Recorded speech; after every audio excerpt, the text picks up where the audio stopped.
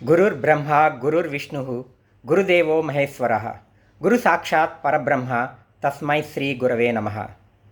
Namaste everyone. I am Dr. Chandrasekhar Uddagiri. Sai Baba belongs to everyone, and here I would like to refute few claims that are made by the critics. When a man heals the sick, feeds the hungry, turns no one away, and teaches only love, which religion does he belong to? The answer is, as Sai Baba himself has showed us all, is he belongs to all the religions. So the point number one that the critics have been making is that he was a Muslim. This claim is factually contested. The hardliners assert Baba was definitely a Muslim, but the historical record simply doesn't support this confidence. Sai Baba's early years were a mystery, and most accounts mention his birth as a Hindu Brahmin and subsequent adoption by a Sufi fakir.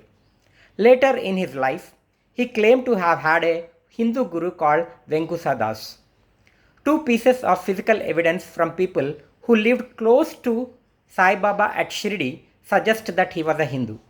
He had his ears pierced and he was not found circumcised.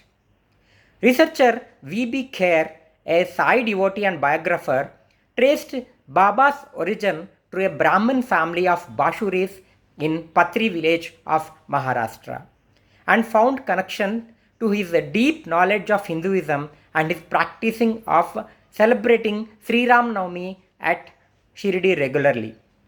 The critics speak with absolute certainty about something history itself leaves openly. That is the red flag number one. And the point number two is he lived both traditions deliberately and not by accident. He wore a Muslim cap and lived in an abandoned mosque.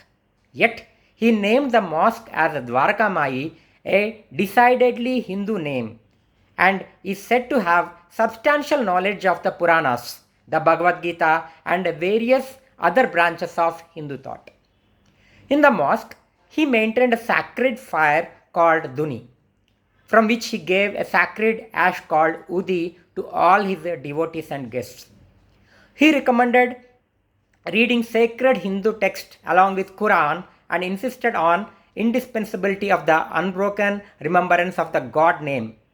He used to say Allah Malik, but there he didn't mean Allah as a Muslim God. Allah is a omnipresent and all pervading God, which we call as Shiva or Jehovah or whatever each religion calls him. So this wasn't confusion, it was a conscious lived philosophy. And the point number three is Sanatan Dharma itself has always embraced saints beyond rigid labels of their religion. Did Kabir Das belong to Hinduism or Islam? Did Tukaram need a religious certificate? Did Mirabai wait for approval from theologians? India's greatest saints like Kabir, Namdev and Tukaram were all questioned, rejected or persecuted by religious orthodoxy in their own times. And all of them are venerated today across faiths. Sai Baba stands in exactly that tradition. Sufi mystics praised how Sai Baba's idea of seeing divinity in all the beings corresponded with the core philosophy of the Advaita Hinduism, which preaches non-dualism between the living beings and the divine. The very heart of Advaita, Aham Brahmasmi, resonates with the Baba's Sabka Malik Ek. And how do you call that as un-Hindu? The point number four is his first devotees were all Hindus, including the temple priest Mahalsapati. When Sai Baba first arrived at the Shirdi's temple, Khandoba temple, the temple priest Mahalsapati greeted him with the words, Ya Sai, that is, welcome O saint. And the name stayed with him forever. The very man who named him was a Hindu priest. His earliest, most loyal devotees were all Hindus. They saw divinity in him, not despite their faith, but because of it. The point number five is Sai Baba a real threat to the Sanatan Dharma? The critics say Sai Baba's worship is a threat to Sanatan Dharma. I say the opposite is true. Sanatan Dharma's greatest strength has always been its vastness, its ability to find divine in a wandering fakir under a neem tree, or in a woman poet locked in a palace, or a weaver saint who couldn't read Sanskrit. The moment we start issuing certificates of who is who and who isn't worthy of devotion, we are not protecting Sanatan Dharma, we are shrinking it. Sai Baba taught a moral code of love, forgiveness, helping others, charity, contentment, inner peace, and devotion to God and Guru. What in that list contradicts Hinduism?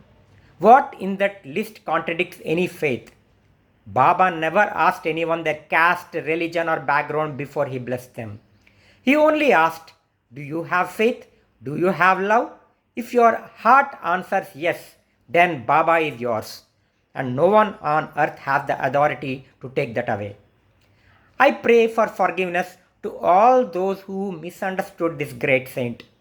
People like Lalit Kumar and his paid gang, and all those preachers who are deliberately trying to tarnish the image of Shirdi Sai Baba through disrespectful methods will learn their lessons in the hard way. The time calls for unity among all the Shirdi Sai devotees. Let's stand together in faith towards our chosen Guru. Thank you.